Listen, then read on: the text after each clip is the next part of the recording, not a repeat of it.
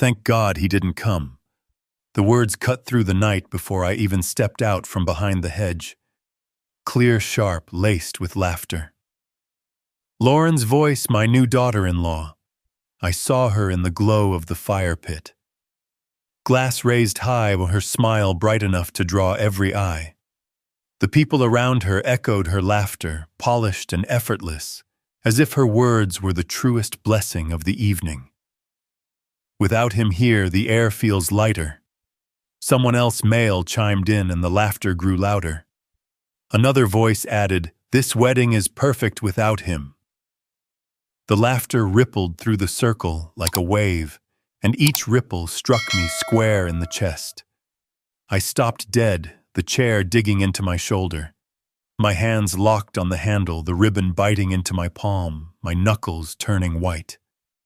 And then I heard it. My son. Daniel. His laugh carried over theirs. It was not cruel, not mocking, not even particularly loud, but it was there. He had not said my name, had not defended me, had not even shifted uncomfortably. He simply smiled, leaned into Lauren, kissed her temple, and lifted his glass to meet hers. That single motion sank deeper than any insult could. My knees wobbled. For 30 years, I had measured my days by his milestones, stretching paychecks, working late, building everything around his future. And now I was standing in the shadows, hearing him celebrate, because I was not present. I pressed my back against the hedge, the rough branches scraping my jacket. My breath came shallow, my chest tight. The chair slid lower on my shoulder, and I caught it just before it hit the gravel. My hands trembled, but I gripped it tighter. It was meant to be a gift. Oak carved by hand. I had shaped every edge, smoothed every corner with sandpaper until the grain gleamed. I had stained it in honey tones, polished it late into the night, then wrapped it in cream-colored paper with a burgundy ribbon to match the wedding invitation. I had imagined Daniel's face when he saw it, the weight of something made by his father's hands, a chair built to last as long as their marriage. Now it felt like a burden, absurd and heavy, like I was the fool who thought my work still had meaning. The firelight flickered, their voices lifted again. Someone called for another toast, glasses clinked. Music drifted from the reception hall violins carrying across the vines. I closed my eyes, but the words would not leave me. My son just raised a glass to celebrate my absence. I remembered the drive here, hours along the highway, my palms tight on the wheel. The flat tire had cost me nearly an hour crouched by the roadside with sweat rolling down my back, hands greasy as I fought with the jack. I had cursed under my breath, then told myself it would be worth it, that Daniel would be glad to see me, that arriving late was better than not showing up at all. I had imagined his smile, imagined Lauren welcoming me with the kind of courtesy a bride saves for her new husband's father. Instead, I was pressed against a tree, hidden like an intruder, hearing my name tossed aside like a stain no one wanted on their perfect day. I pushed off the hedge and stepped back into the shadows. The gravel crunched faintly under my shoes, and I froze, but no one inside noticed. Their laughter rolled on without pause, without care. I turned and walked slowly toward the far end of the lot, where my car sat, apart from the shining rows of BMWs and Teslas. There was a bench by the fence, half hidden in shadow. I lowered the chair across my knees and sat heavily, the wood pressing into my thighs. My fingers were still curled around the ribbon, the indentation already marking my skin.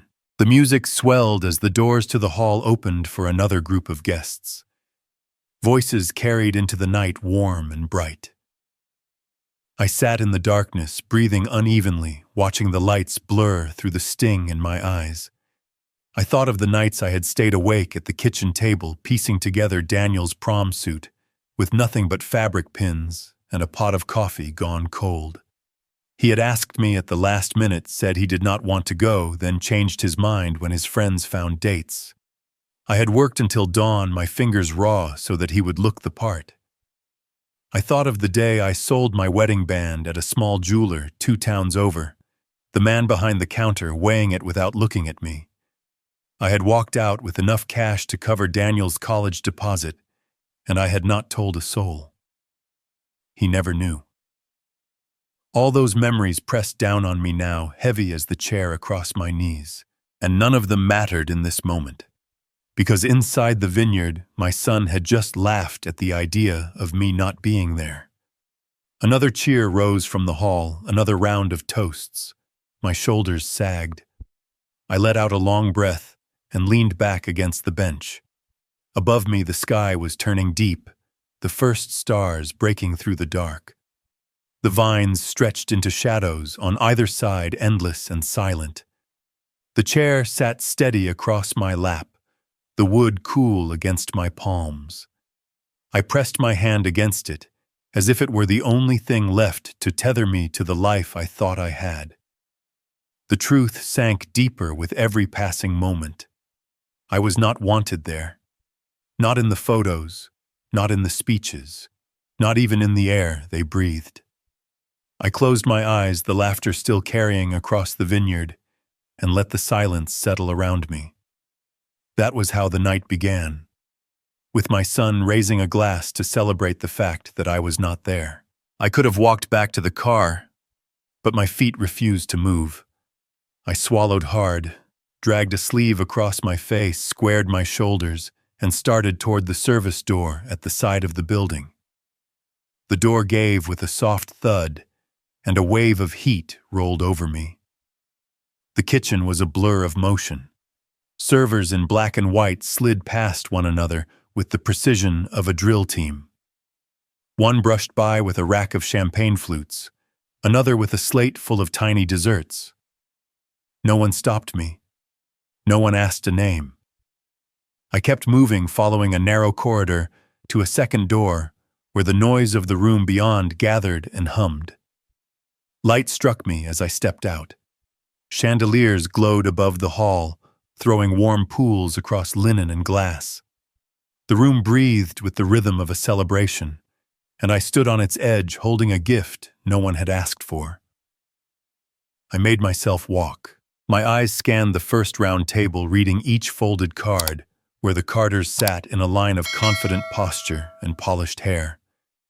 I moved to the next table where Karen's relatives had settled, cousins and an uncle I recognized, a few who pretended not to see me. I kept going. Table 3, table 4, around the room with its sparkling glass and careful flowers. I told myself to keep breathing and to keep my expression still. The names blurred. Another table, then another. I stopped when I realized I had circled the room and returned to where I began.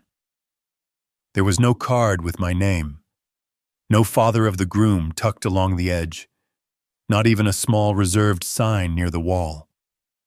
There was simply nothing. People floated past in bright dresses and sharp suits. A photographer coaxed a group into a triangle around the cake. I stepped back until the fake ivy that wrapped a support column brushed my shoulder. I lowered myself onto it, careful, balancing the oak chair across my knees. I cradled it like something living. I could feel the shape beneath the rounded arms, the slight ridge where I had joined 2 pieces of rail, the grain I had sanded until it felt like silk. It had taken me weeks to bring it from rough plank to what it was now. I held on to it now as if it were the last visible part of me in the room. The band eased the volume. A soft whir drifted from behind me and a screen brightened on the far wall. A first breath, a first step, a face smeared with cake, hands holding a trophy.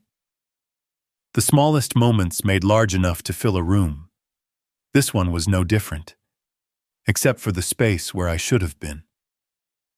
Daniel appeared on the screen as a round-cheeked toddler in footed pajamas reaching for something beyond the frame. Next came a summer backyard, a kiddie pool, sprinklers throwing silver rain. Then grade school, a missing front tooth, a night costume made of cardboard and tape, the helmet slightly crooked. I waited for the 3rd grade photo because I knew it was coming. I had sent it to them myself in a neat email with a note that said, "This one has always meant a lot to me." The spelling bee trophy rested in Daniel's hands. In the original, his smile wide, my arm around his shoulders, where I had leaned down to get into the frame. The screen blinked, and there it was. Daniel still held the trophy. His smile was still there, the same bright curve. I was gone. Polite applause rose. Someone near the Carter table said something I could not catch, and a polite ripple of laughter followed. The next image slid into place. A bus window with fogged glass. Daniel asleep on the ride back from a class trip to Virginia, his head tipped against my shoulder, his mouth slightly open. I had taken it with a cheap phone, the sort where the camera barely did a decent job indoors. Whatever the method, the result was the same. I had disappeared. Halloween became prom. The tux fit well. His hair was pressed smooth. Then graduation in dark blue, the cap tossed high. I clapped too because it felt wrong not to, and my hands shook as they met. A warmth spread across my face that had nothing to do with the candles. A sensation like an iron band tightened around my chest. I forced a long breath in and counted while I held it. 4. Then out. 4, I tried again. The numbers gave my mind something to do besides watch myself be erased. I kept my gaze on the screen. I thought of the email where I had offered to contribute. I thought of a reply from Lauren that had read like courtesy, thanking me for the photos, assuring me they had plenty to work with. I wondered if there had been a conversation in a tidy room where someone said the story would play better without certain distractions. I wondered if they had practiced that smooth sentence about the air feeling lighter. Daniel and Lauren on a hike in Moran. Daniel and Lauren at a rooftop bar in Seattle during his first year at the tech company, whose logo was on his laptop. Daniel and Lauren on a beach in Hawaii, with a caption printed at the bottom in elegant script that said, "The best is yet to come." The screen went dark. The room brightened again. I sat very still. I could feel the ridge of the arm pressing into my skin, and that pressure felt like the only proof I had that I still occupied space. I told myself to stand. I told myself to walk up to the nearest table and say my name clearly. I told myself to do anything but sit and watch the party turn like a carousel that had no place for me to mount. My body did not move. It knew what my mind had not wanted to admit outside by the hedge. I was not an oversight. I was a decision. I stared at the table nearest my knees. I knew then that I was not simply forgotten.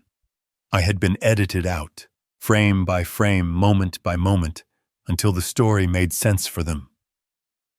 The hum pressed into me, and I kept my head bowed until my breath steadied.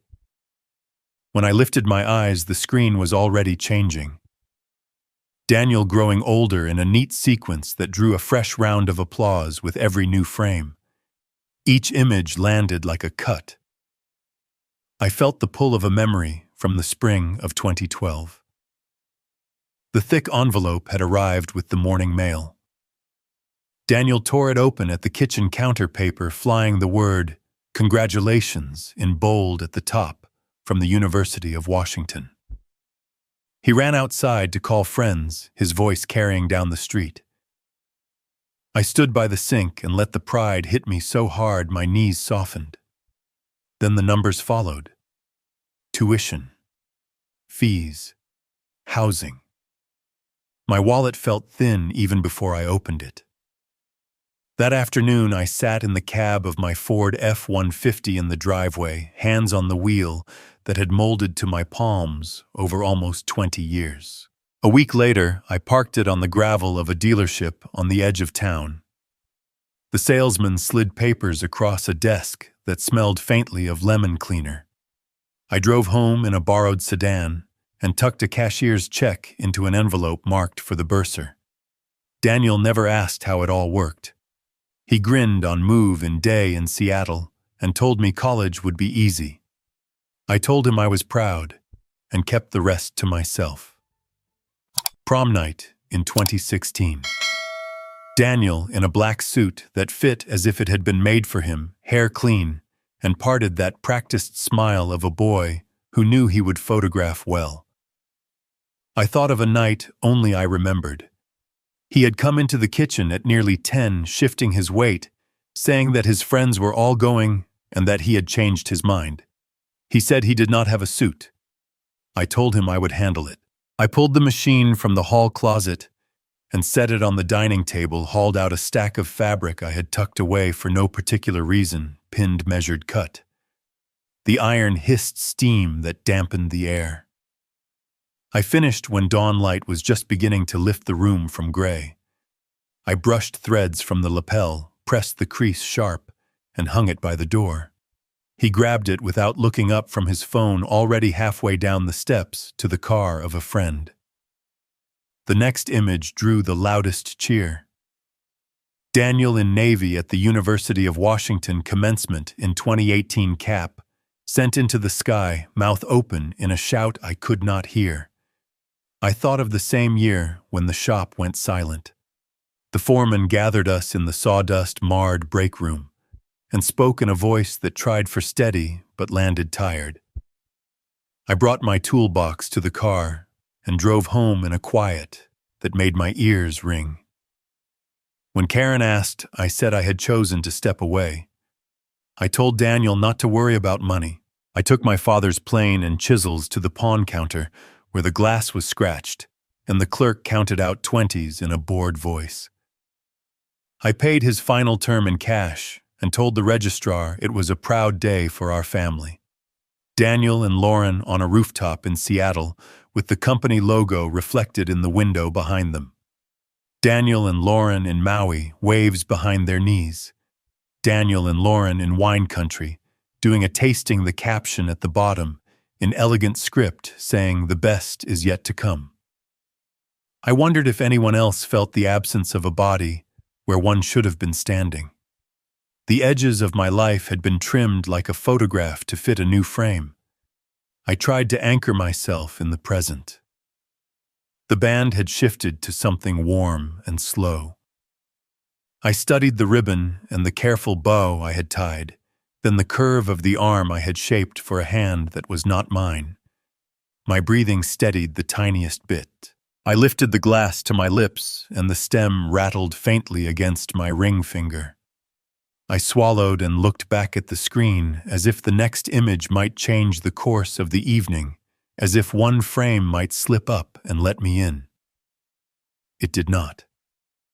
I felt something inside me slide from sorrow into something heavier. The word formed without my permission. Betrayal. I thought of smaller things that had never made it into photos. Boots resoled twice instead of replaced, so that I could keep a promise about a baseball glove. A roof patch done alone in January so the money saved could go toward a laptop for freshman year. None of it would have made a good slide. All of it had built the boy in the pictures. I set the wine down and pressed my fingers to my temples until the room sharpened again. A line of laughter rose from the Carter table. I watched them as I might watch an unfamiliar play and realized that I had somehow been cast out during rehearsal. The lights lifted a little and the band swelled, as if the story had landed exactly where it should. People turned toward one another and talked about how handsome and how sweet and how lucky. The chair across my knees kept me tethered to something I still wanted to believe could not be taken. My mind drifted back once more to that dealership desk, the lemon cleaner, the pen scratching across the line under my name. I thought about how the salesman had thanked me like I was doing business, rather than leaving behind a companion.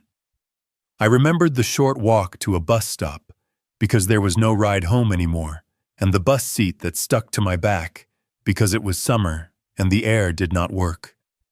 I remembered stepping into the house with a smile on my face because Daniel had paperwork to fill out for housing, and I did not want him to taste the fear I carried on my tongue. A woman passed with a camera and asked a nearby table to lean in. They did easily. She did not glance at the corner where a man held a wooden gift like a lifeline. Somewhere in the house, a child laughed and a door closed and a faucet turned on. The ordinary sounds of a building in use. The life of the party continued at a steady clip. I ran a thumb along the smooth edge of the arm I had carved. The grain caught the light and shone like water. I could feel each pass of the sandpaper in my memory each evening when I told myself it was good to make something that would last. I had believed a chair could be a bridge between a father and a son. Sitting there under the fairy lights, I understood that a bridge only holds if both sides still want to meet. I took another small sip and placed the glass down carefully. I tried to place a name on that shake. Age, fatigue, humiliation. Then the truth rose clean and cold. For the first time in all my years, I was not only sad, I was betrayed. I let the words sit inside me heavy and precise. I drew a breath and straightened in the chair. The screen was dark. The room was bright. I understood that I could walk out and vanish into the night, or I could stay and see how far they had taken this edit. I set the glass squarely on the linen, felt the damp ring beneath it, cool against my fingertips, and kept my seat as the room shifted toward whatever came next. The master of ceremonies stepped forward again, his smile trained and easy, and the band softened to a hush. He raised his arm toward the stage and called for Karen Rowan, the mother of the groom. Karen rose. Richard Carter touched her elbow. Helen followed. I kept my seat by the ivy-wrapped column and pressed my palm flat on the wood of the chair across my knees. The master of ceremonies stepped back, the crowd settled, and Karen lifted the mic with the poise of a woman who had learned long ago that rooms would listen when she spoke. She told them that Daniel was blessed. She said Lauren was everything a mother could hope for when she imagined the woman who would stand beside her son. New family. The two words struck with the clean edge of a blade. I thought about the old truck I had sold the nights at the dining table bent over a borrowed sewing machine the morning I had carried my toolbox home from the shop for the last time. Karen spoke about sacrifice. She said that every hard choice had led to this evening. When she finished, the master of ceremonies thanked her for those words. The Carters rose. Karen slipped between Richard and Helen. Our eyes met. Only the cool surface of someone who had decided where I belonged. My legs moved before I had a thought to give them. I stood and set my gift gently on the empty chair, then stepped toward the aisle as Karen descended. I stopped at the foot of the steps and waited. I asked her why she had called them his new family and where that left me. She told me that I had never been enough to make Daniel proud. She said I did not fit the room. She told me to let her manage the evening and not to spoil it. My breath stopped in the middle of my chest. I had thought that being cut out of photos was the worst of it. I had not accounted for the feeling of being asked to stand aside while someone else collected the meaning of my life and named it hers. Karen brushed past me. Richard placed a hand at the small of her back as she reached their table. I stood beneath the lights and felt their heat on my face. I took 2 steps back and found the column again. I sat and gathered the wooden chair into my lap, needing the weight of it to anchor me. A server drifted near with a tray of champagne. He saw the empty flute at the table next to mine and reached over me to set a fresh one down. I stared at the small circle of condensation the glass left on the linen, surprised by how quickly it cooled my fingertips when I touched it. From across the hall, Daniel watched his mother settle between the Carters. He lifted his glass toward Karen. She lifted hers toward him. The room followed. It should have felt like a simple family moment. It felt like a verdict. I tried to remember the last time I had seen Karen look at me with anything like warmth. I pictured Saturday mornings when the kids were small, her hair pulled back, a coffee cup in her hand, the two of us moving around each other in our small kitchen with a kind of wordless ease. I could not find that picture now.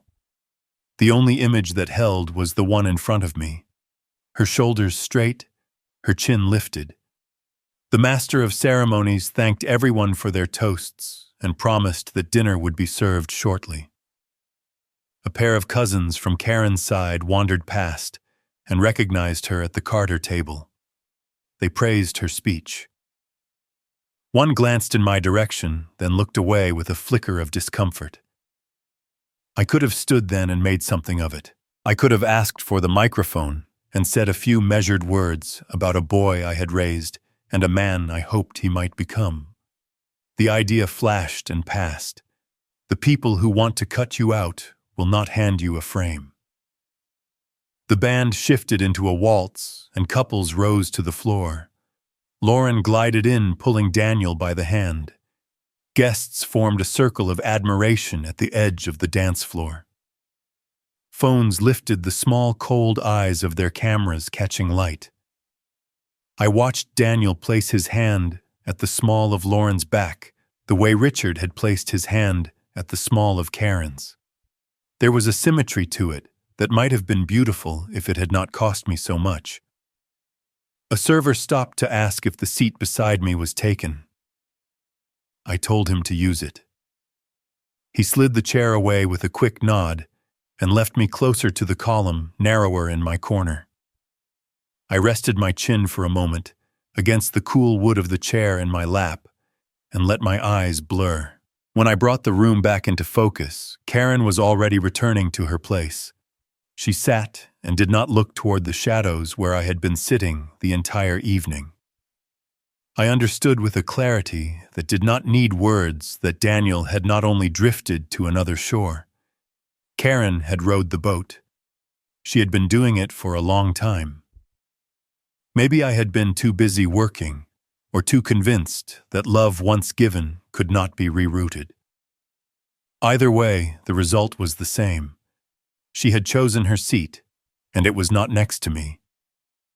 The band closed the song with a flourish, and laughter rippled outward. A photographer crouched to capture the Carters at their table, Karen framed neatly between them, Daniel and Lauren leaning in. The flash popped and left a white spot floating in my vision. I blinked it away and set my hand flat on the ribbon again to feel something that belonged to me. I lifted my head, drew a careful breath, and let the hall settle into its next movement. I could hear the clatter of plates beginning in the kitchen beyond the door where I had first slipped in. I could hear the murmur of conversation finding its rhythm again. I sat still under the warm lights and accepted the shape of what the evening had made plain. Whatever came next would not include me, at least not in the way I had once imagined. I kept my seat and waited for the next turn in the music. I let the music carry me a little while longer, then pushed the chair from my lap and slid it under the table. I did not want anyone to see my face the way it was. I kept to the shadows near the column and watched the room find its new rhythm. From my corner, I found Samantha. She sat at a table close to the stage between her mother and the Carters. She kept her hands in her lap and her shoulders pulled in. Twice she glanced toward the back of the room. Twice her gaze reached the edge of my corner and skittered away when Karen placed a hand on her shoulder and said something into her ear. Sam nodded without looking up. A toast started near the cake and rolled across the tables. I saw Sam lift her glass when the circle around her did. Her lips moved with the words everyone was saying. Her eyes did not leave the white linen she touched with her fingertips. Karen tucked a strand of hair behind Sam's ear and turned her chin toward the camera with two nice fingers. I stayed where I was until I felt the heat leave my face. Then I stood and drifted along the edge of the room. I passed a waiter carrying a tray of salmon, stepped aside for a woman in a blue dress, kept my head down. When I came even with Sam's table, I did not stop. I walked past it and then circled behind the string lights to the doorway that led to the patio. The night air moved in quiet waves just beyond the glass. I stood there a minute and waited for the next song to start. When the band struck the first notes of a waltz, I slipped forward and touched the back of Sam's chair with 2 fingers. I said her name soft and careful the way I used to when I woke her for school. She startled, looked up, and in one fast motion, she stood, set her napkin down, and said she needed some air. I followed her through the doorway to the patio. Outside, the lights were lower and warmer. A heater ticked softly above us. I could see my breath when I exhaled.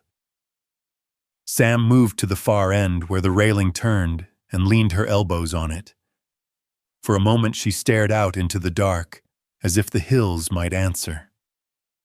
I stopped at her shoulder and said I needed to ask her something. My voice felt like it had rubbed against stone. She kept her eyes on the vines. She said she knew. She said she saw. She said she did not know what to do. If she stood up for me, her mother would cut her off. If she crossed Daniel, he would never forgive her. I let that sit. I told her I understood pressure. I told her I understood that a person can be afraid of losing a place at a table.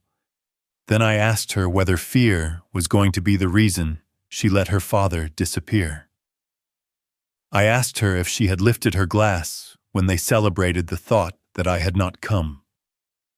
She turned to me with eyes already wet and shook her head. She said she had not. She said she could not stop them, but she had not joined them. She said she loved me. She said it plain and low, like a sentence she did not want anyone else to overhear. She said she was not strong enough to fight all of them at once. There was a time when I would have stepped in and told her that she did not have to be strong, that I would take the brunt and she could keep her place and we would both pretend that it was fine. I could feel the words form behind my teeth. I kept them there. I told her I believed her about the toast. I told her I could hear the difference between silence and consent, even if it all hurt the same. Then I told her something I had not been able to say in a long time. I told her I was tired. I was tired of being the part of the story people edited out when the picture needed to be clean. I said I loved her more than the air in my lungs, and that love could not keep carrying every secret and every insult so she would not have to feel a draft. Sam wiped under her eyes with the side of her hand. She said she did not want to lose me. She said she did not want to lose her mother either. She said she wished the 2 sides would stop asking her to choose. I told her I was not asking her to choose, not like that. I said I could make my own choices. I said I might not be here long tonight, and that if she needed me tomorrow, she could call and I would answer. I said that whatever she decided in that room, I would still be her father. She took a breath that sounded like it hurt and nodded. She said she should go back in. She said people would notice if she stayed away too long. I nodded too. I stepped aside so she could pass. She walked back toward the door, and then paused and turned, and pressed her forehead against my chest for 1 second. Then she was inside again, her shape swallowed by warm light and motion. Through the glass, I watched her move to the table. Sam nodded in the practiced way children learn when they want to keep peace. The band shifted songs again. Chairs scraped lightly against the floor. Silver flashed.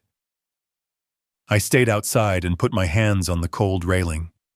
I let my eyes close. Behind my lids, I saw 100 ordinary mornings. Sam at the kitchen table with a math worksheet. Sam on the driveway learning to ride a bike. Sam falling and looking for my face first to decide whether to cry. I opened my eyes and turned back toward the glass. My place in it was a gap no one minded. The realization did not land all at once. It spread through me quiet and steady. Even a daughter who loves you cannot drag you back into a picture that is determined to crop you out. Inside, someone lifted a glass, and the people around them followed. The sound reached me a moment later, softened by the door. I watched the bubbles rise in the flute of a woman near the window, and then watched them settle. I stood there until my breathing matched the slow sway of the vines. Then I stepped away from the railing and back toward the shadowed path along the wall, not ready to leave, not ready to enter, and certain that whichever way I turned, I would be walking alone. I moved along the wall until the music was only a thrum in my ribs, and the lights fell away behind me. A few months after the wedding, the phone lit up on the bench where I kept it face down to keep from checking. I wiped dust on a rag and turned it over. Daniel. His voice carried that bright energy he uses when he is selling something or sealing it. He told me Lauren was expecting, and that it would mean a lot if I built the crib. The word landed in me sideways. I saw him again at that reception glass, lifted the small shrug of his shoulder that said, "This is how it is." I looked around at what had outlasted nearly everything. Daniel had grown up among these things and loved them as if they sprang fully formed from the wall. I kept my voice even. I said, "I do not make things for people who lift a glass while I am made small." Silence took a seat. Then he pressed back. He asked what I was talking about. He said this was his child and my grandson, and he could not believe I would let a single evening ruin a family moment. I heard myself laugh, but it came out dry and thin. I told him a grandson deserves a grandfather who is allowed to exist in the daylight. I told him a crib from these hands cannot be a prop to dress a photograph where the man who built it is supposed to stay outside the frame. If you had treated me like a father that night, I said, then maybe I would have been standing with you and not in the shadows. You chose your comfort. You chose the easy smile. I am done making ease for other people with my labor.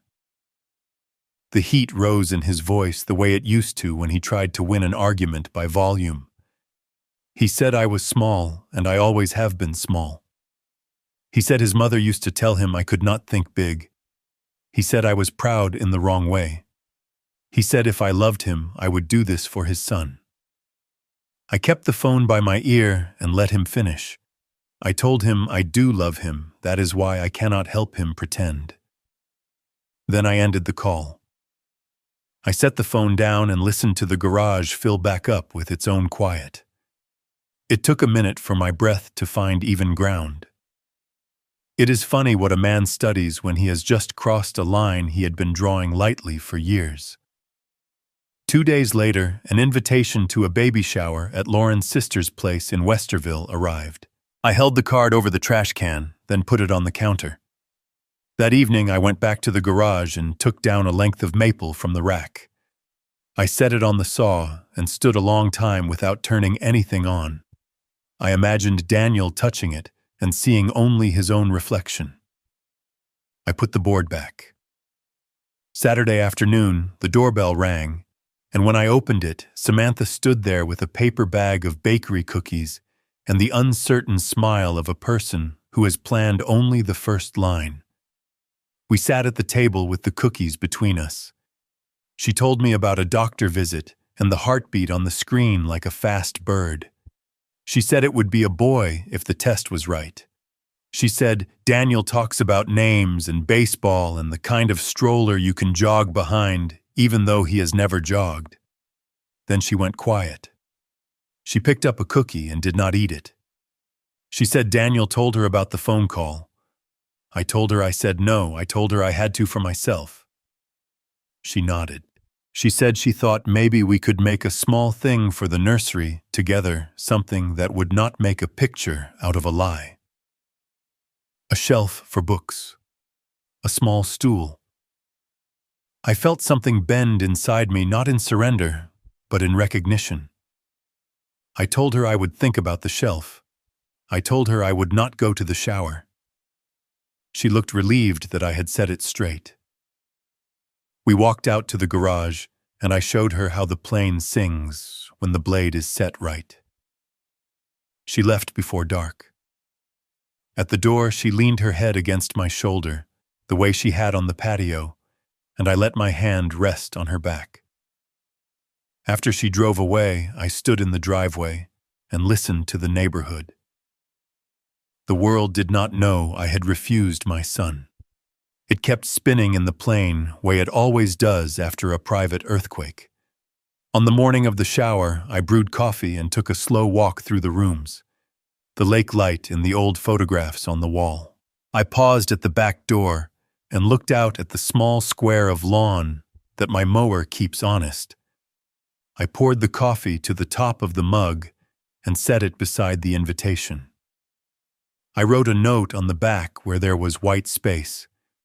It said, "I wish you health and rest and a strong back. That is what a newborn requires of everyone in the room." It said, "I will build a shelf for the child to keep the first books safe if the parents agree to come pick it up themselves and carry it out of this garage with their own hands." It said I will not attend the party. I slid the card into an envelope and tucked it under the door to avoid the temptation to soften it later. By noon, my phone buzzed. A message from Daniel that I did not open. One from an unknown number that turned out to be Lauren, a few lines that were kinder than I expected and exactly as careful as they needed to be. I wrote back to Lauren and thanked her. I told her I could have it ready in a week if someone brought a car with room. In the afternoon, I ripped boards to width. I marked dovetails and cut them as steady as my age allows. Fit and tap. Fit and tap again. The world narrowed to the space between my hands. When I brushed the joints clean and pressed them together, the corners sat down like they meant to. Evening fell, and the porch light clicked on against a sky the color of worn denim. Back at the bench, I rubbed oil into the maple. The wood drank it and warmed under my palm. I thought of a boy someday dragging a little car across this shelf and leaving a scar I would never see. I thought of Daniel picking it up and feeling its weight without anyone to hold it steady for him. I thought of myself here in this square of lamplight, with the door open to the soft night, and how a single word can change the air of a house. I sat on the step at the threshold until the crickets took over and the last neighbor closed a window. The invitation was gone from the counter. The shelf waited on sawhorses like a promise I could keep without betraying myself. The phone lay face down and quiet. Somewhere across town, people clapped in a living room. I pictured a cake with blue icing. When the oil had set, I killed the light and stood in the doorway. The yard stretched out as a dark square, and the street beyond it hummed with a few late cars. I thought about calling Samantha and decided to wait until morning.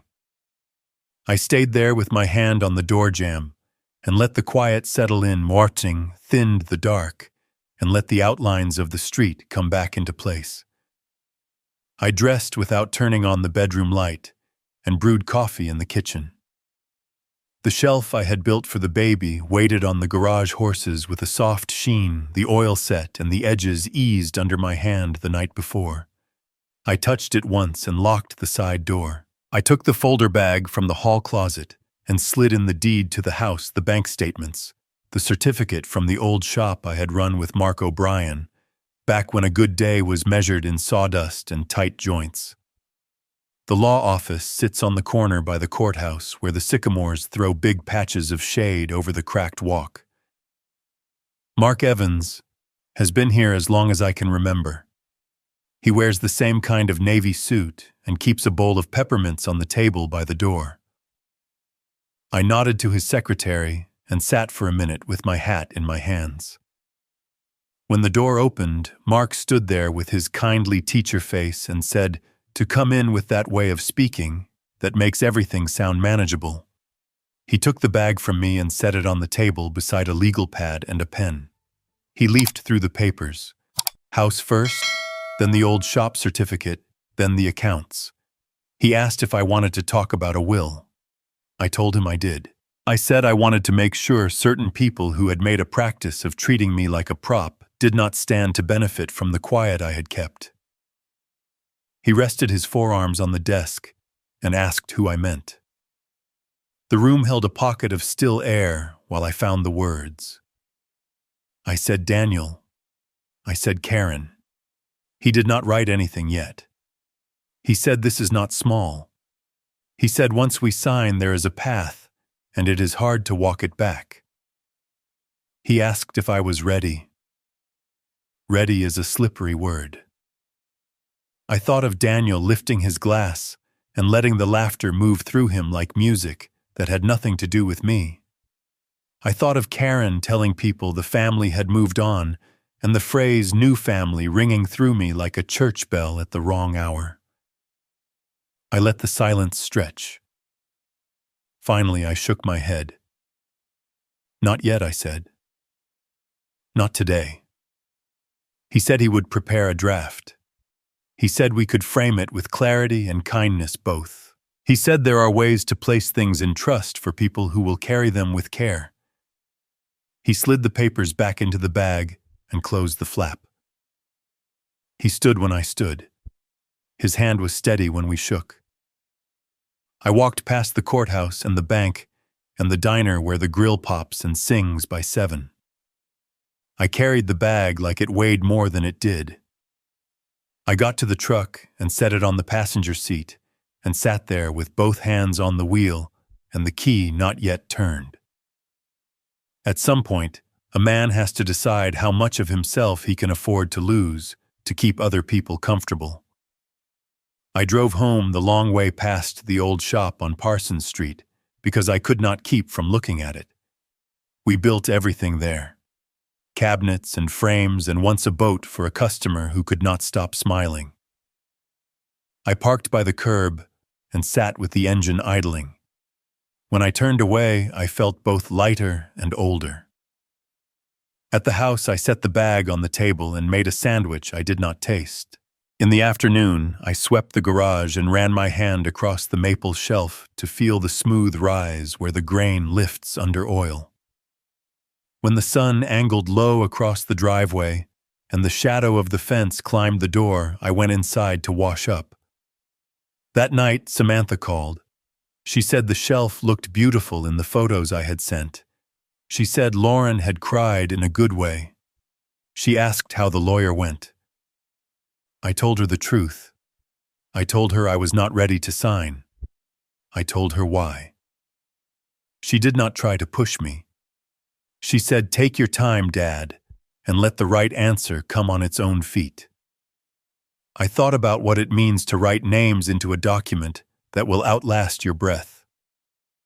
I thought about the boy not yet born and the way a shelf will take a nick from a wooden car and keep it for decades. I thought about justice and kindness and how they share a root and yet grow in different directions. In the morning, the draft arrived in my email. I did not open it.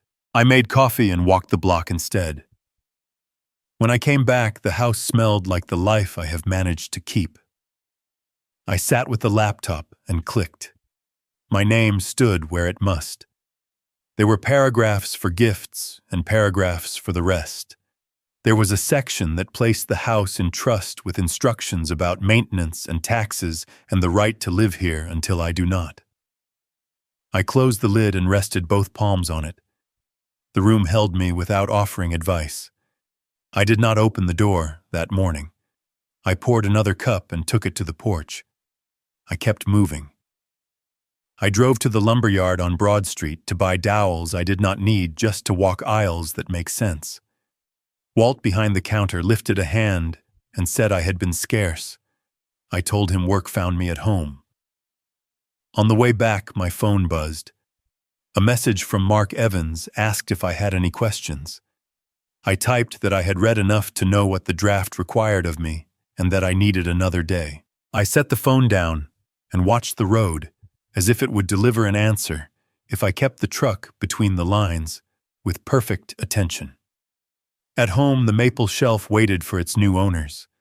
I could have driven it across town, but I chose not to. Afternoon sloped toward evening. I tightened the screws on the shop stool that wobbled and oiled the plane that had been my father's. Just before dusk, Lauren pulled up with Samantha in the passenger seat. We stood in the doorway and let the garage light throw a soft circle around us.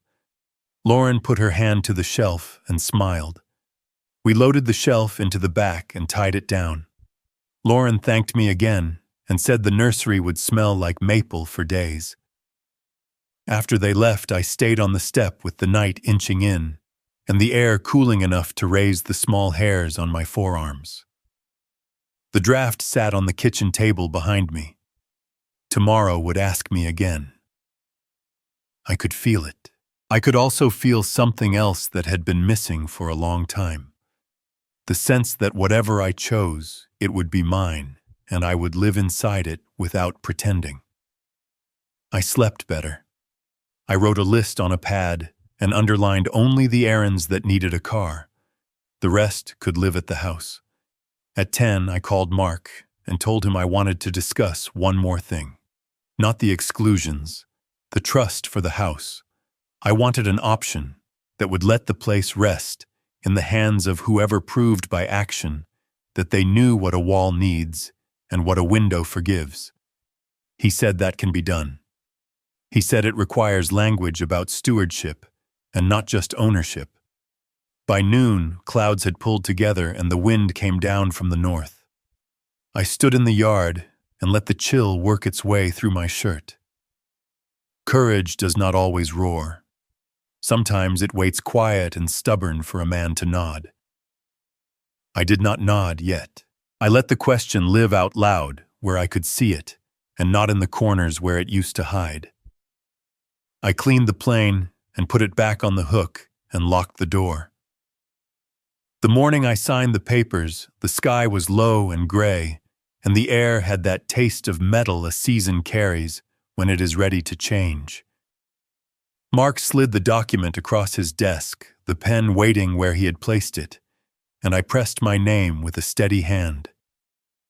It was quieter than I expected. No crack of thunder, no voice from the rafters. Just the sound of ink on paper and the shuffle as he gathered the sheets back into their folder. He asked if I was certain, and I told him I was. My voice did not break. I shook his hand and stepped out into the hall, the carpet muffling my steps like a secret kept. Outside, the wind pushed at my coat, and I let it. The weight in my chest was heavy and firm at once. I had cut a line through the map of my life, and there was no erasing it. I drove west until the highway narrowed, and the green of Oregon spread wider around me. Towns passed like stations on a long rail, each with its own gas station, its own church steeple, its own diner, with a name in neon.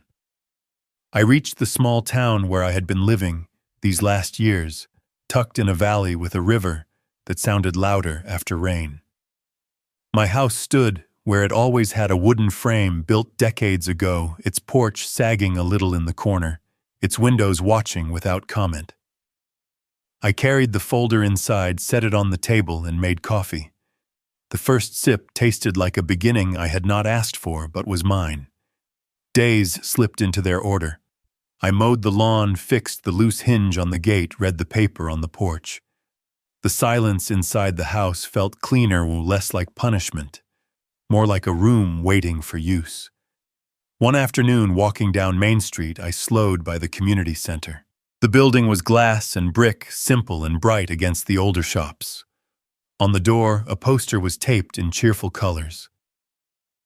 Workshop DIY, it said, wood fabric metal. All ages welcome. Beginners welcome. I stood there longer than I meant to, reading the words again, hearing the sound of them in my head. Beginners welcome. I pushed the door open. Inside, the smell hit me first. New lumber, fresh cut, the tang of varnish, the hum of a sewing machine from the far side of the room. Laughter drifted across the tables where people bent over projects. It was not sharp or mocking. It was laughter that opened a room instead of closing it. I had not heard that sound around me in a long time. I took a step farther in. A woman turned toward me, her hair streaked with silver, her eyes carrying both warmth and some echo of loss. She wore a name tag that said Denise. She asked if I was here for the wood class or just passing through.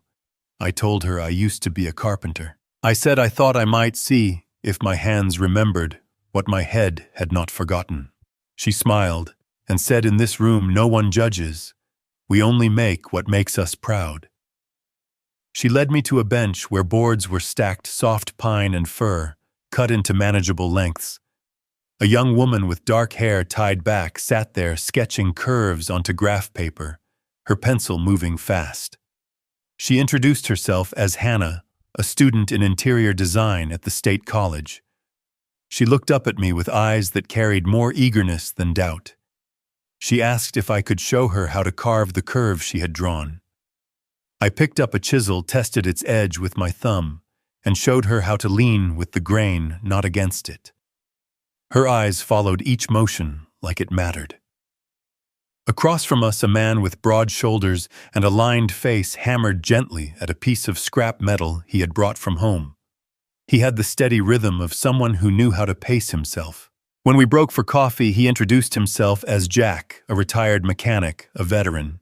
His voice carried the rasp of years and cigarettes. He told me his boy had left after his wife passed, and he had not heard from him since. He lifted the hammer in his hand, its head rusted but familiar.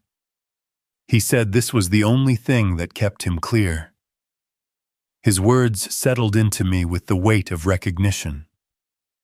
The hours moved fast. I found myself leaning over Hannah's shoulder, guiding her wrist, listening to her ideas about space and light. I traded shop stories with Jack, some of them funny, some of them heavy. Denise moved through the room with a gentle authority, checking on everyone, offering a word here, a hand there. She came back to me more than once, asking how it felt to work again. I told her it felt like breathing. She nodded as if she already knew. By the time the workshop ended, the tables were scattered with projects, half-done sawdust on the floor, threads caught on chair legs. People laughed as they put things away, already planning what they would do next week. Denise walked me to the door. She said, "Mr. Rowan, come back next week. We need you here." The way she said it was not flattery. It was an invitation. I stepped outside with the sun sliding low and the air holding the sweet trace of fresh wood. I filled my lungs with it. I looked down at my hands, scarred, worn hands that had been dismissed and overlooked, hands that had been treated as tools without an owner. They looked back at me now, as if they belonged to someone new. I smiled, a small thing, but it stayed. I was no longer invisible. The town stretched quiet and open before me, and for the first time in years, the road felt like it might lead to something that included me. I let that feeling carry me through the next months, the sense that a road had opened, and that I might walk it without asking permission. Mornings began with the kettle and the porch. Afternoons belonged to the workshop. The door rolled up, the benches came alive, and the air filled with the talk of people intent on making something real. Hannah sketched cabinets with brave curves and asked for help turning them into joints that would hold. I kept finding surprises in my own hands. People asked for small lessons: how to read the grain by sight and touch, how to set a plane iron so it sings, how to dry fit a joint until it tells you when it is ready for glue. News about Daniel and Lauren did not come through phone calls. I heard a mention at the diner that their baby boy was due in early winter. I saw their names in a sidebar online when I checked baseball scores. I did not click. I told myself I was done helping other people's narratives hold their shape. One evening near the end of October, there was a knock at the door. I found Emma from across the street standing on the step with her tablet.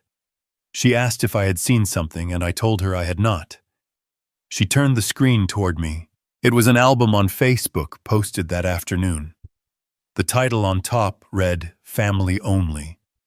The number under it climbed while we stood there. Pictures from the wedding that had already felt like a season I had left. Pictures from a party where blue smoke curled off a small device and applause rose in a neat circle.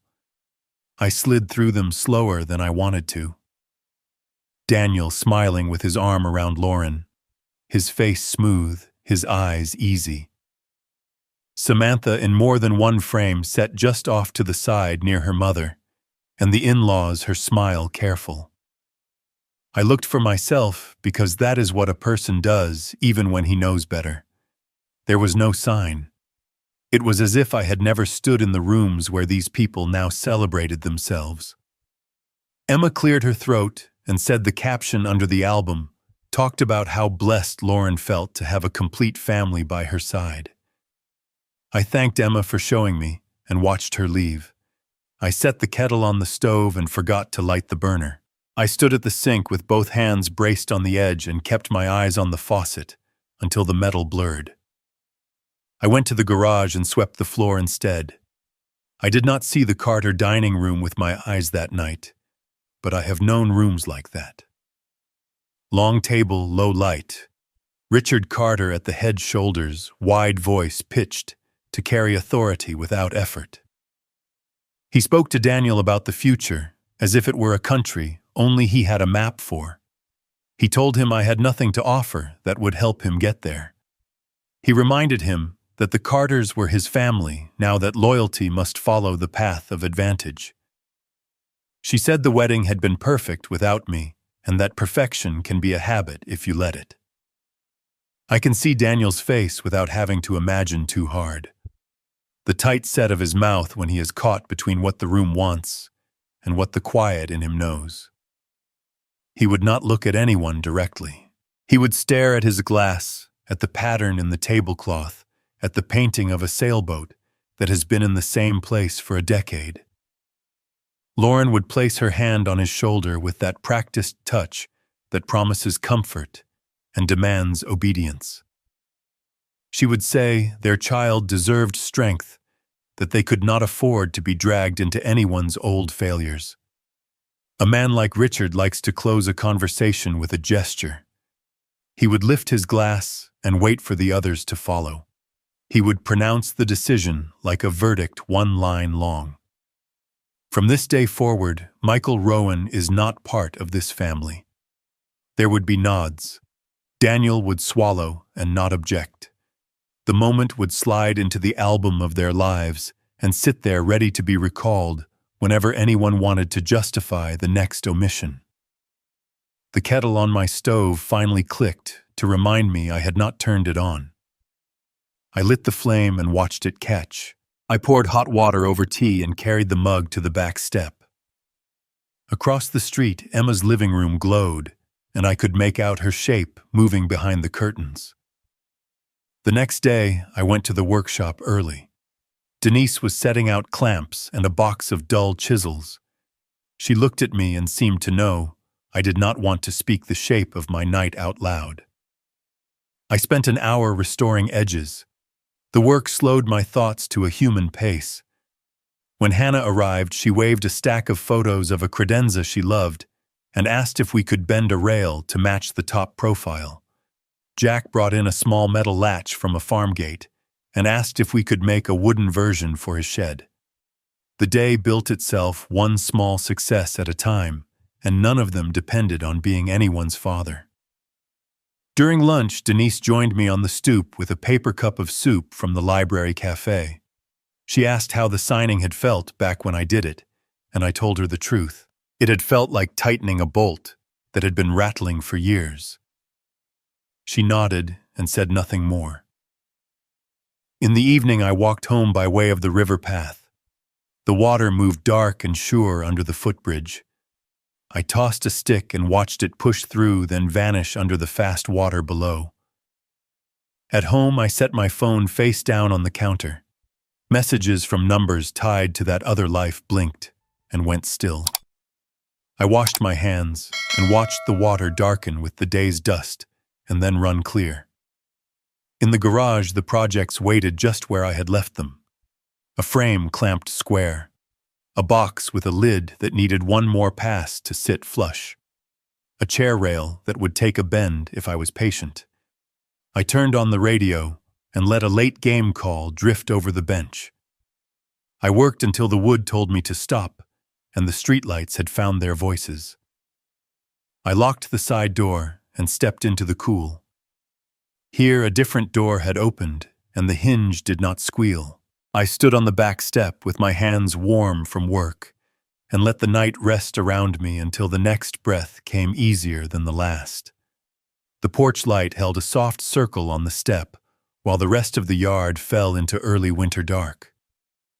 I was shaking sawdust from a canvas drop when an engine eased to a stop at the curb. I set the drop cloth on the bench and waited. Daniel came into view between the junipers. He walked up the path and opened my front door without knocking. Inside, the room carried the low, clean smell of cedar from the shop. He sat on the sofa without a hello elbows on his knees, eyes on the floor. When he spoke, the words came clipped. "Lauren wants you and me to talk. She thinks families should get over things. Every family has conflict."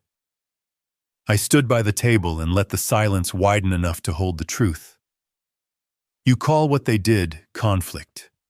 You call a room full of people raising crystal to write me out a little family rough patch. I brought my hand down on the coffee table. The crack of wood rang through the room and steadied me. You chose to keep their party perfect instead of standing up for your father. That is not peacekeeping. That is surrender you dressed up as maturity. He looked up fast, a flash of anger where there should have been shame.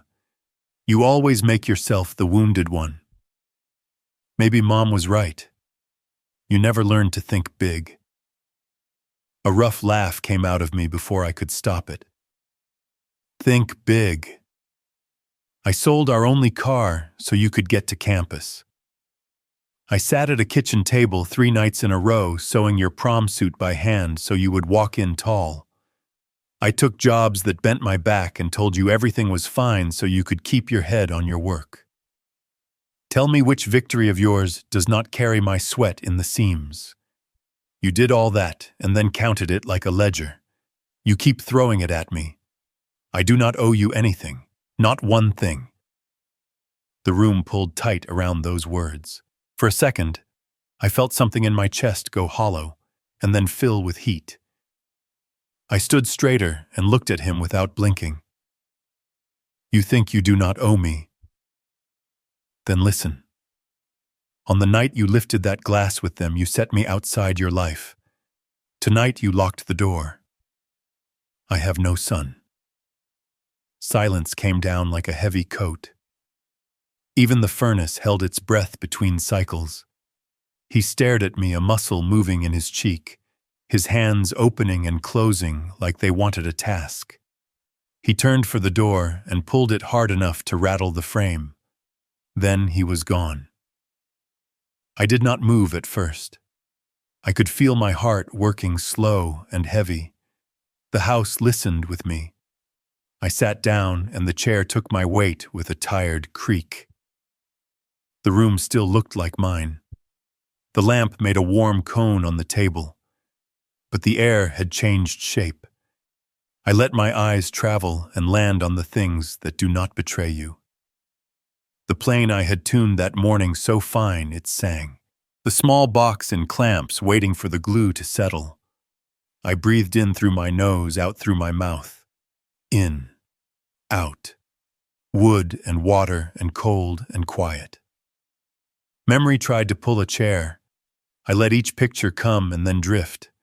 I would not let them build a case against the man who had just stood here speaking with another mouth. I thought of Karen and the way she makes opinions sound like instructions.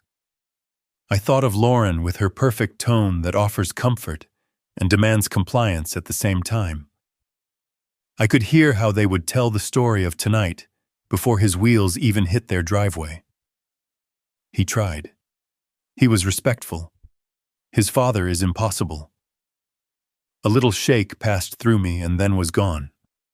The truth stood where it had to stand.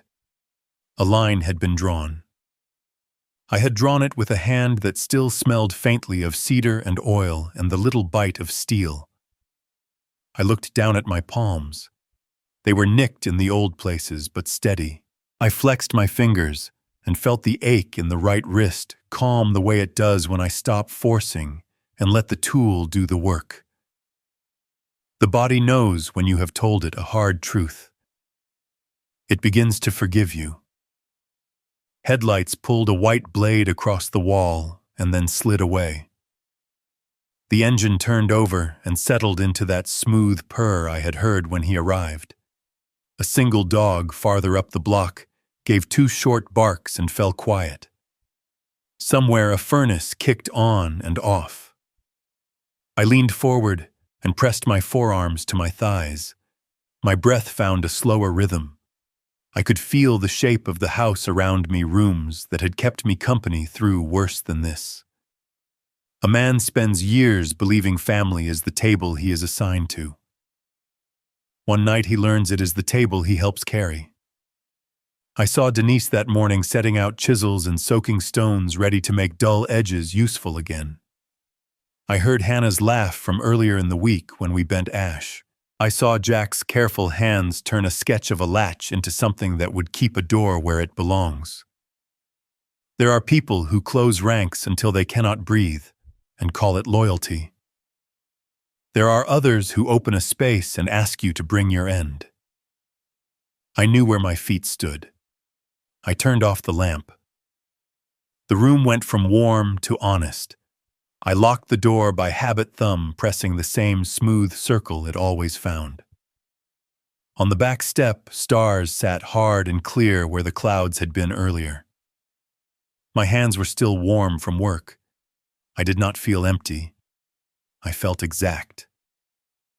Across the street, Emma's living room glowed. A shadow moved behind her curtains, slow and familiar. The town held its quiet like a hand cupped around a match. Not to hide it, but to help it keep burning. I stood there and let the night rest its weight on my shoulders. The breath that came next was easier than the one before. I took another, and the house behind me seemed to settle around a new fact without creaking. Somewhere down the hill the road curved and a father and a son drove away from one another. That was true. Another truth stood beside it. A man walked back to his workbench in his mind and found his tools where he had left them. I put my hand on the cool rail, held it a moment, and then let go.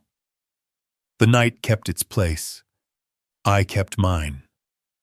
Rain pressed against the porch roof like a steady hand, while the house held its new quiet.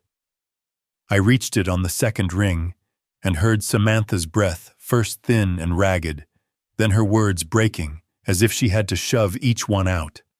She said Daniel had crashed on the freeway outside the city, that the road was slick, the car had spun, and strangers had pulled over and called for help. She said they were taking him to a hospital in Portland, and that the situation was critical. My body moved before the thought fully formed. Keys, coat, door. The truck coughed once and caught the wipers dragging a smear that cleared just enough to show me the driveway curling toward the street. I drove fast, but not careless. The rain came in sheets, then ropes, then back to mist. The road unspooled in a wet ribbon. Headlights from oncoming cars flared and vanished. I kept seeing Daniel as a child, wet hair and grass stains, and then saw him again as he had stood in my living room hours earlier. I told myself that nothing spoken in a warm room could stand in the way of what was true now. A father drives into rain. A father arrives. The hospital rose out of the storm like a ship. I parked crooked and ran through the doors. The lobby smelled like disinfectant old coffee and the metal tang of winter coats steaming off the water they had brought in. Lauren stood near the row of plastic chairs with Karen beside her. Karen's eyes swollen and uncertain. Neither reached for me. I did not reach for them. A doctor in green scrub pants and a plastic shield at his neck stepped through the doors. He said they needed blood, and they needed it now. He said the patient had been typed as AB, and that supplies were low. He asked if anyone in the family could donate. I stepped forward and told him I was the father and to take what they needed.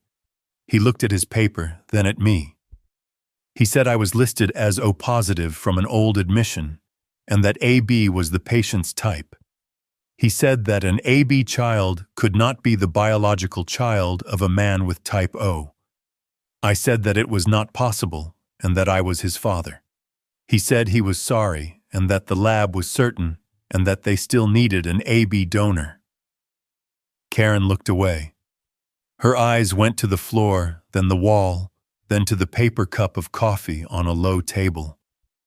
I turned to her and told her to speak. She put both hands over her face and a sound came out that was part sob and part confession. She said Daniel was not mine. She said he belonged to Richard Carter, and that I had raised a boy who never carried my blood. For a moment I saw everything at once, the nights at the kitchen table under a single lamp, counting bills the car sold with a handshake, and a lie about how little we needed it. I saw the way Daniel had looked at me when he was 5, and asked if I would still be there when he woke up from a bad dream. I saw the man I had become because I believed he was mine. Lauren stepped closer. Her voice was a soft edge. She said he belonged to the Carters, and that I had been a stand-in. Samantha came at me fast, arms around my waist, face buried in my chest. I held the back of her head and felt the tremble run from her to me and then settle. I kept my eyes on the women who had just cut my life into before and after. I did not yell. I said 30 years. Karen tried to speak again, but the words dissolved. Lauren did not move. The doctor apologized a second time and said they were doing everything they could. His words belonged to training and not to me. A nurse brushed past. Doors opened and closed. I could have stood there and argued with a blood type and a body of facts. I could have asked for dates and details and the story of how a life gets rewritten without your consent. Instead, I felt certainty. I unhooked Samantha's hands gently and told her I would be right back. She looked up. I touched her cheek and stepped away. The hallway to the exit was long and bright. My boots left small, shelved prints of wet as I walked. I could feel the shape of my back. The glass doors ahead of me parted with a whisper. The rain met me like a truth no one had to tell. It found my face and ears and ran cold under my collar. I stood beneath the overhang a moment and listened to the storm and to my own breath. Behind those doors lay a man I had raised and a family that had just told me I was a story they had borrowed and then set down. It did not change the years I had carried it, did not add a single drop of blood to any vein, and it did not offer a decent ending. It did not have to. It only had to be true. I walked to the edge of the canopy and let the rain reach me. It felt like consequence, cold and exact. A siren lifted and faded far off on the freeway, where the world keeps happening no matter who has fallen. I stood there and let myself understand that the thing I had thought I lost earlier that evening had never been mine to lose. I looked up, found no stars, and felt something inside me click into a setting I had not used because I had not needed it. I took a breath that felt like it had a cost and paid it. My truck sat where I had left it, beaded with rain. I knew I could climb in and turn the key and pull out. I knew I could stand there until the storm ran out of itself. I turned back once to the doors. They stayed shut, holding in the heat and the noise and the people who believed they could manage the flow of blood and time. I faced the rain again. I started walking. The lights at the edge of the lot smeared themselves into long white reeds in the downpour. I did not think about the years as a stack of receipts. I did not think about the boy on the other side of the wall.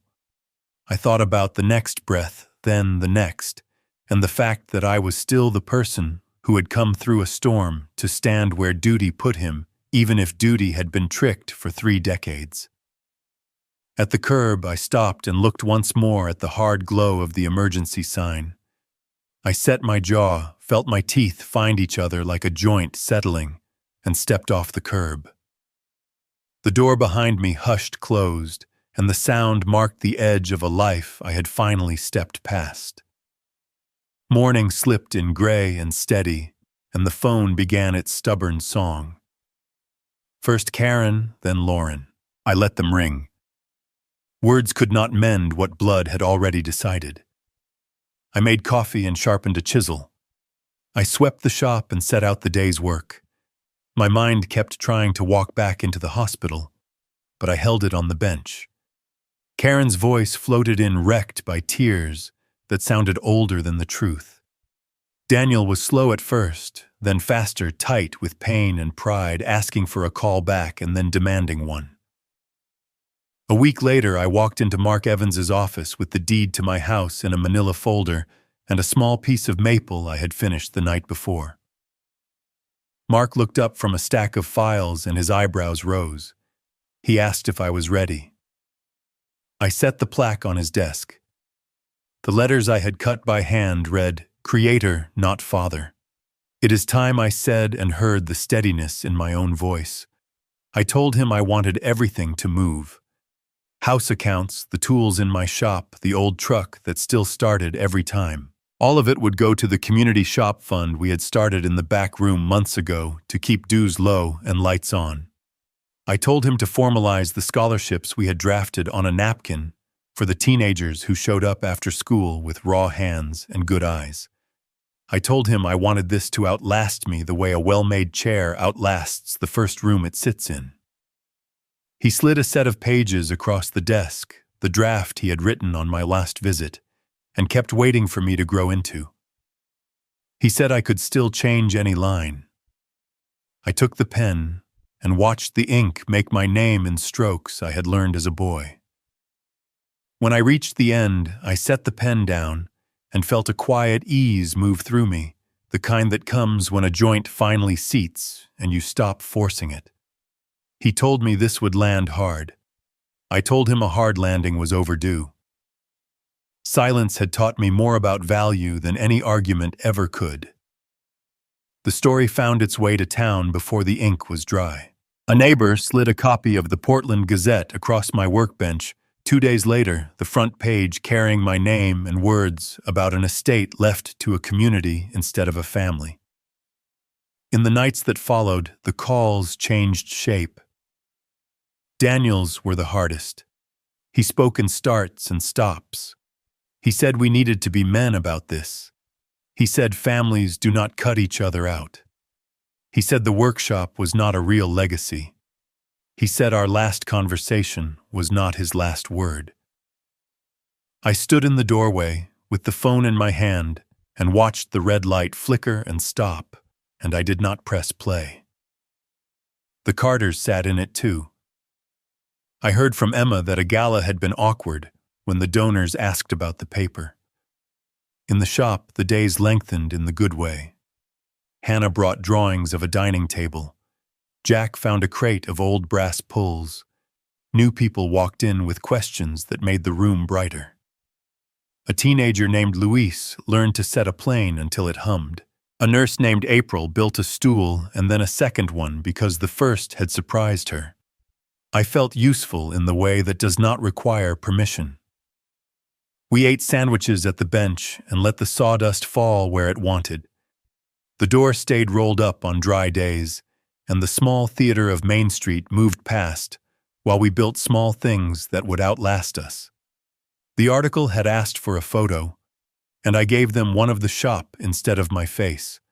Long benches, light in bands, hands at work. If there was a celebration, it came in the clean fit of a joint, and the surprise in a student's laugh when the grain told the truth and the tool obeyed it. One late afternoon, the sun slid under a bank of cloud and lit the back wall with a warm gold. The day had the tired sweetness that comes after work done well. I had kept the small maple plaque on a shelf, letting it wait until the room itself told me where it belonged. I took it down and ran my thumb over the letters. Creator, not Father. The words no longer felt like a rejection.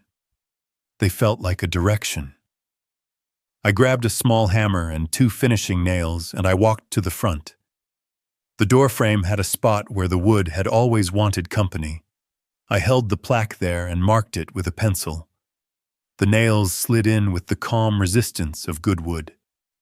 The plaque settled, and I stepped back. The sunlight caught the letters and set them briefly alight. I stood with my shoulders easy and my breath slow. For the first time in 30 years, the word free was not something I had to argue myself into. It was simply the air I was standing in. Denise called from the back that the kettle was on. Hannah laughed soft at something on her phone and then set it down. Jack propped the door with his broom so the light would not shift too fast. People passing on the sidewalk glanced in and smiled not because they knew any part of the story, but because the room looked like a place where effort paid off. I wiped my hands on a rag and brushed a bit of dust from the plaque. A man cannot choose his blood, but he can choose his work and his word. I had done the work, and I had chosen the word. The shop held me the way a well-made chair does. Firm, honest, nothing hidden, nothing borrowed. If you have ever been erased from a table you helped carry, take this with you. Sometimes justice does not arrive with noise. Sometimes it walks in on quiet feet and sits down in the form of a decision that does not shake when someone else pushes against it. If this story found you at the right time, like, share, and subscribe. Keep your craft, whatever it is. There is always a room that will not ask you to disappear.